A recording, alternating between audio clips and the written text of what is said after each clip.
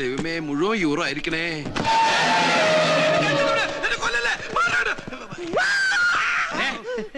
ഇത്രയും പ്രായമായില്ല, ഒരു പാവനെ കണ്ടിട്ടാണ് പേടിക്കുന്നത്.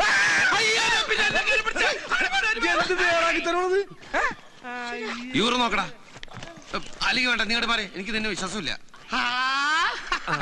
അതിങ്ങടെ എല്ലാം എന്റെ അനിയന്റെ. നിന്റെ അനിയന് നിന്നോട് സ്നേഹമുണ്ട്. ഇതാ സ്കോച്ച്. അതൊന്നും കോച്ചല്ലേ, ഇത് ക്രീമാ. ക്രീമിക്കൊള്ള മരുന്ന്. കുട്ടേട്ടാ, ഇത് മുഴുവൻ പാവകളാ.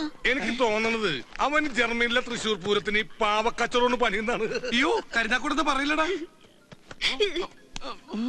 എന്റെ ബലമായ സംശയം ഇമാതിരി പാവക്കുട്ടികൾക്ക് അവിടെ പറയുന്ന പേരായിരിക്കും ഈ യൂറോ എന്ന്. അതുകൊണ്ടാണ് നീ യൂറോ ഉണ്ടോ എന്ന് ചോദിച്ചപ്പോൾ അവൻ യാന്ന് പറഞ്ഞത്. കുട്ടേട്ടാ, ഇതുണ്ടോ നല്ല അടിപൊളി പൂമ്പാറ്റകള്. എന്തേനു എന്നെ കൊണ്ടേ പറപ്പിച്ച് കളിക്ക്. സരസ്വന്റെ കയർ പെരുമാലയ്ക്ക് വരാം, അവൾക്കും കൊണ്ടേ കൊടുക്കും കുറച്ച് പൂമ്പാറ്റകളെ. അതോടെ അവളുടെ പ്രശ്നം തീരുകി, അവളും പറപ്പിച്ച് കളിക്കട്ടെ. മനുഷ്യരുടെ ഭ്രാന്ത് പിടിച്ചിരിക്കുമ്പോഴോ അവളുടെ പൂമ്പാറ്റകള്. എന്നോട് ദേഷ്യപ്പെട്ടിട്ട് എന്നാ പിന്നെ ഞാൻ ഇവനോട് ദേഷ്യപ്പെടാം. നീ സമനില തെറ്റി നിന്റെ അനിയനെ പോലെ ആവരുത്. എനിക്ക് സമനില തെറ്റും. യൂറോ കിട്ടിയില്ലെങ്കിൽ യൂറോ.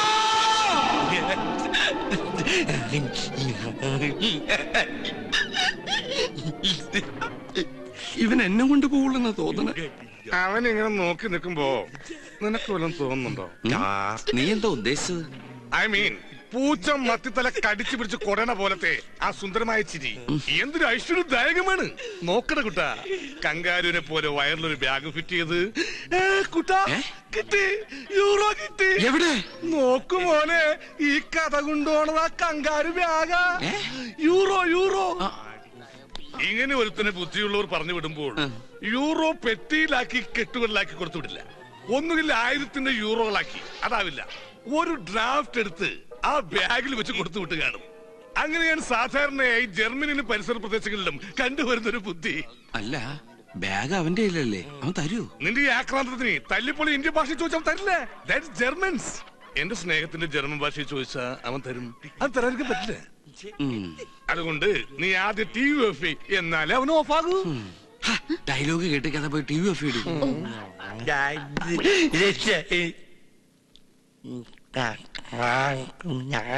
അവൻ ഓഫായി.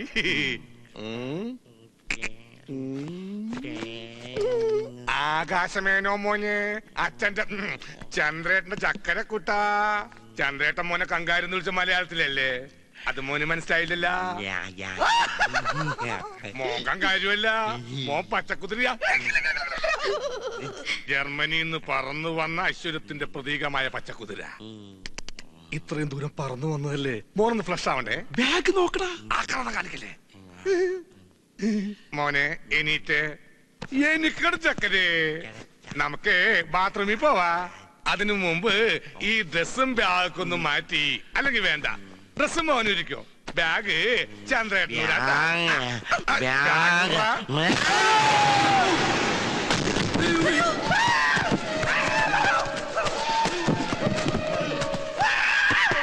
ഞാനങ്ങനെ ഇത്ര നേരം മുകളിലുണ്ടായിരുന്നല്ല. ഒന്നും പറ്റിയില്ല.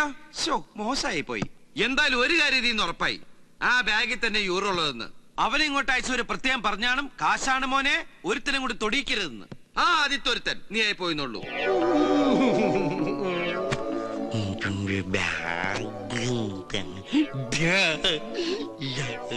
കുട്ടേട്ടനൊന്ന് ചോദിച്ചു നോക്ക്, ചെലപ്പോ തരും.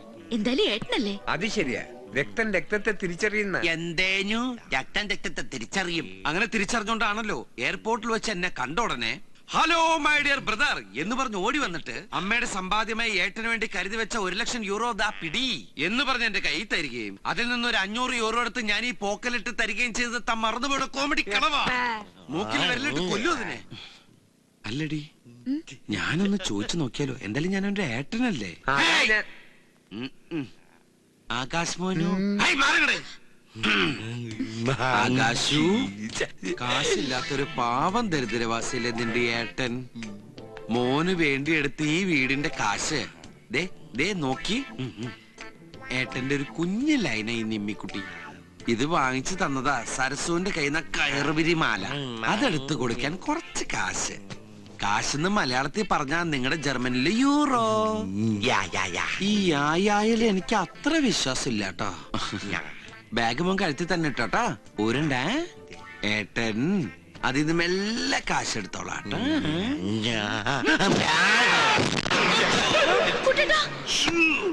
ഒരു കാര്യം ഉറപ്പായി യൂറോ അതിനകത്ത് തന്നെ ഉണ്ട്. ഇപ്പോഴാ എനിക്ക് മനസ്സിലായത് ഞാൻ എങ്ങനെയാ താഴെ പോയതെന്ന്.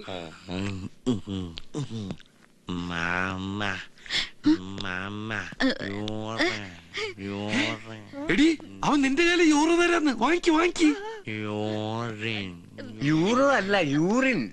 മൂത്രം ഒഴിക്കാൻ നിന്നെ കൂട്ടിന് വിളിക്കുന്നതാ.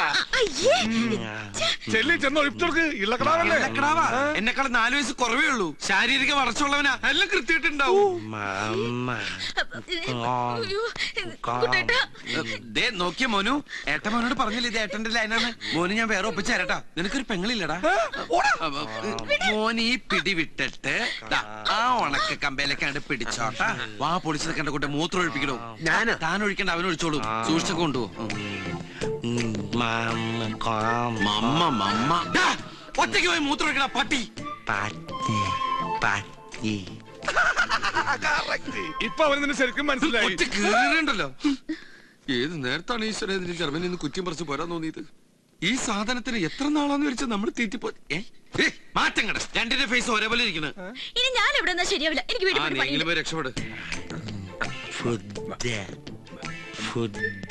ഫുഡ് വേണമെന്നാ പറയുന്നേ. ഓ വയറ്റിന്ന് കുറച്ച് ഒഴിച്ചറിഞ്ഞപ്പോ വയറ് തിരിച്ച് ഫില്ല് ചെയ്യാനുള്ള ചെക്കൻ്റെ ഒരു ആക്രാന്ത. ഞണ്ണാമല്ല ഇരിപ്പുണ്ടോടെ അവിടെ.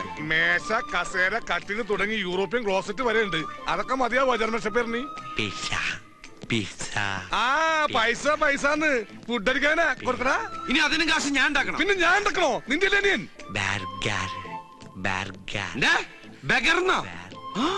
നിന്നെടാ പിച്ചക്കാരെ തിരിച്ചറിയാനുള്ള ബുദ്ധിയൊക്കെ ഉണ്ടവന്. വരും. പെട്ടെന്ന് കിട്ടാൻ ഈ ഹോട്ടലിൽ വന്നത്.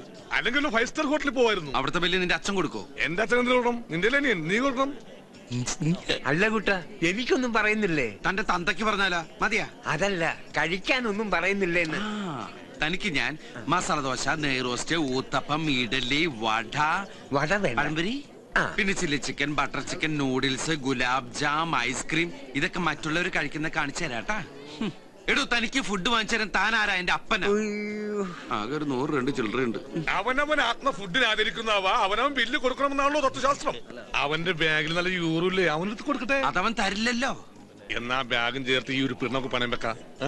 ചേട്ടാ ഇവിടെ യൂറോ നേരെ ചെന്നിട്ട് വലത്തോട്ട് തിരിഞ്ഞാ യൂറിന്നല്ല, ഇവിടെ ഈ ജർമ്മൻ യൂറോ. ഓ അയാള് 3-4 ദിവസം മുമ്പ് ഇവിടെ വന്നു പോയല്ലോ. ആ ജർമ്മൻകാരൻ യൂറോ ഇല്ലേ, ഇവിടെ ഇടക്കിടക്ക് വരാറില്ല.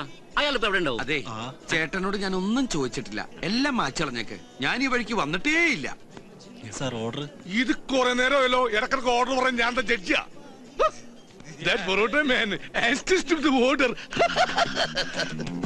മോനെ ഇതാണ് പൊറോട്ട ഇറച്ചിയും. ഇത് ഞങ്ങൾ ഇന്ത്യക്കാരുടെ ദേശീയ ഭക്ഷണമാണ്. ഇത് നിങ്ങളുടെ ജർമ്മനിയിൽ കിട്ടൂല. ഇത് ശുദ്ധമായ മൈദമാവിൽ ഉണ്ടാക്കുന്നു. പ്രധാനമായും 2 കാര്യങ്ങൾക്കാണ് മൈദമാവ് ഉപയോഗിക്കുന്നത്. ഒന്ന് സിനിമ പോസ്റ്റർ ഒട്ടിക്കാനും മറ്റൊന്ന് പൊറോട്ട ഉണ്ടാക്കാനും. അല്ല ഇതെങ്ങനെയാണ് കഴിക്കേണ്ടതെന്ന് ചന്ദ്രേട്ടൻ കാണിച്ചു തരാം കേട്ടാ. അഭിനയകലയിൽ നിന്റെ ഏട്ടന്റെ ഗുരുവായിരുന്നു. ഇപ്പോൾ ഭക്ഷണകലയിൽ നിന്റെയും. അങ്ങനെ എല്ലാവരുടെയും ഗുരുസ്ഥാനം ഏറ്റെടുക്കാൻ ഈ ചന്ദ്രന്റെ ജീവിതം പിന്നെയും ബാക്കി. മടക്ക് തിന്നു മക്കളെ, മടക്ക് തിന്നെ.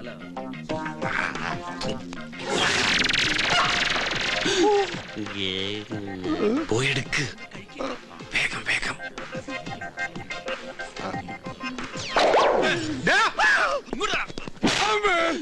സോറി. പൊറോട്ട എവിടെ വന്നടാ? ഹലോ, ഞാൻ പറഞ്ഞു. നീ എവിടെ പോണ്? അത് അത്യാവശ്യം ഫോൺ വന്നു. ഇപ്പൊ വരും.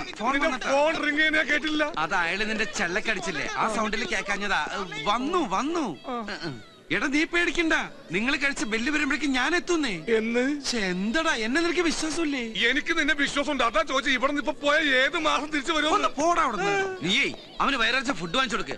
പിന്നെ അയാൾക്ക് വാങ്ങിച്ചു കൊടുക്ക. അല്ലെ അയാൾ നിന്നെ പിടിച്ച് കഴിക്കും. നീയും വെറുതെ ഇരിക്കില്ല, നീയും കഴിക്ക്.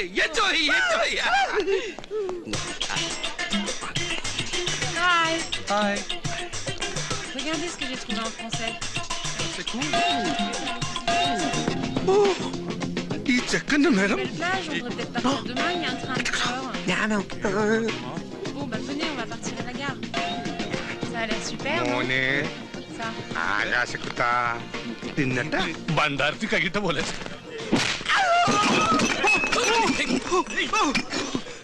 എന്താണോ ഈ കാട്ടിയത്? ഞാനല്ല ദൈവന. ഇയാളുടെ മേലെ പിന്നെ താങ്കൾ എന്താ ഇവിടെ? ഇതാ ഇവിടെ. ഡാ, എന്റെ ഹോട്ടലിൽ വന്ന് എന്നോട് നീ പോക്കരുത് കാണിക്കണം.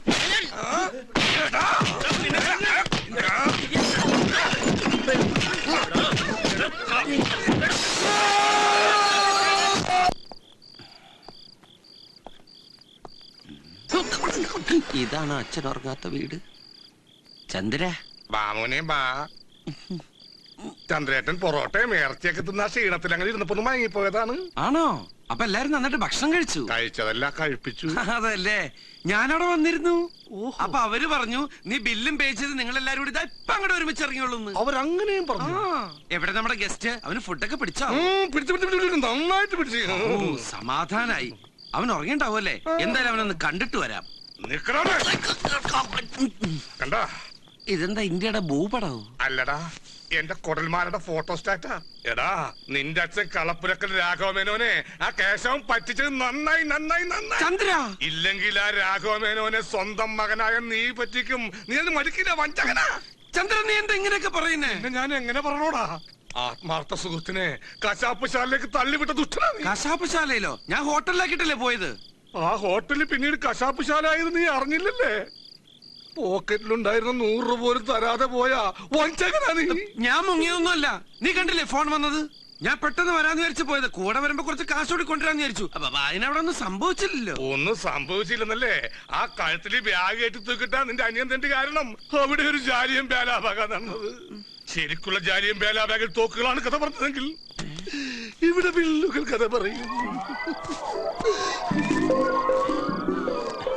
ഗ്ലാസ് 500, പ്ലേറ്റ് 500, ചില്ല് 3000, ആകെ 8000. എന്തത്? 8000 നിനക്ക് കൊടുക്കാൻ ബുദ്ധിമുട്ടാണെങ്കിലേ കുഞ്ഞപ്പേട്ടൻ കൊടുത്തോളും. കുഞ്ഞപ്പേട്ടനാ? എങ്ങനെ? ഹോട്ടലിൽ ഉഴുന്നാട്ടി. അപ്പോ അപ്പത്തിന് മാത്രമല്ല, ദോശക്കും ഇഡ്ലിക്കും പുട്ടിനും പഴത്തിനും എക്കേത്തിന് ആട്ടേണ്ട വരും. അപ്പോ അല്ല, അപ്പോൾ. ഓ. കണ്ണിച്ചോരില്ലാത്ത ദുഷ്ട. വയസ്സും പ്രായമായ പാവത്തിനാടാ ഉൾനാട്ടാൻ വിട്ടത്. പിന്നെ ഇത്ര ആരോഗ്യമുള്ള നീ ഇങ്ങനെ നിൽക്കുമ്പോ ഞാനിങ്ങനെ നിക്കല്ലായിരുന്നു. ആൾക്കാർ ഇടിച്ച് ബോധം കെട്ട് കെടുക്കായിരുന്നു. പാവം കുഞ്ഞപ്പേട്ടൻ. ഇപ്പൊ അതിന് വായില് പല്ലില്ലെന്നേ ഉള്ളൂ. ഇനി ഉഴുന്നാട്ടി എല്ലാം കൂടി പോകൂലോ. ഇനി 8000 രൂപ ഞാൻ എവിടെ നിന്നുണ്ടാക്കി ഈശ്വര അയാൾ ഇറക്കാൻ? ആ സമയത്ത് മുങ്ങണ്ടായിരുന്നു. അവൻ വന്ന സമയത്ത് ഇതാണ് ഗതിയെങ്കിൽ ഇനി അങ്ങോട്ടുള്ള ഗതി എന്താവോ എന്റെ ഈശ്വര. 8000 രൂപയ്ക്ക് ഞാരെ കൊല്ലും. അങ്ങനെ എല്ലാവരും കൊല്ലണ്ട. കൊല്ലാനുള്ള ഒരുത്തനെ ബാഗില് യൂറോ നിറച്ച് പ്ലെയിനിൽ കയറ്റി ദൈവം ജർമ്മനി നിങ്ങൾ വിട്ടിട്ടില്ലേ? ഒന്നുകൂടി ശ്രമിച്ചാലോ? ശരിയാ, try to get a first class എന്നാണല്ലോ ചൊല്ലി. അവൻ ഉറങ്ങന്നല്ലേ? നീ എന്താണ് ഇങ്ങനെ പേടിക്കണത്? അല്ല, സ്വയം ഡെഡ് ബോഡി ആവാൻ ആർക്കായാലും പേടിയുണ്ടാവും. വാ വാ.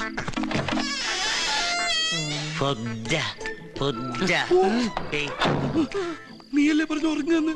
എന്നിട്ട് ഫുഡ് ഇത് ഞാൻ നേരത്തെ കേട്ടാണ്. അപ്പൊ ഞാൻ വെച്ച് കൂർക്കം വലിക്കാണെന്നാണ്. Food food. ഇവൻ വൈകുന്നേരമല്ലേ ഫുഡ് കഴിച്ചത്? അതിന് രാത്രി ഫുഡ് കഴിക്കണ്ടാ. നമുക്കൊരു കാര്യം ചെയ്താലോ? ഒരു പാത്രത്തില് കുറച്ച് ശർക്കരയും കുറച്ച് തേങ്ങയും 2 ചട്ടി സിമന്റോട് കലക്കിയിട്ട് പായസം എന്ന് പറഞ്ഞ് കുടിപ്പിച്ചാലോ? അന്നനാളെ ഉണങ്ങി കോൺക്രീറ്റ് പോലെയാവും. പിന്നെ ഇടക്കിടക്ക് നനച്ചു കൊടുത്തത് ഒരു ഉറപ്പിന്. പിന്നെ വിഷമിന്റെ പ്രശ്നം ഉണ്ടാവില്ല. എടാ, അവന്റെ യൂറോ എങ്ങനെ എടുക്കും? ഇപ്പൊ യൂറോ എടുക്കാൻ ചെന്നാലേ നമ്മൾ രണ്ടിനെയും കൂടി അവൻ പിടിച്ച്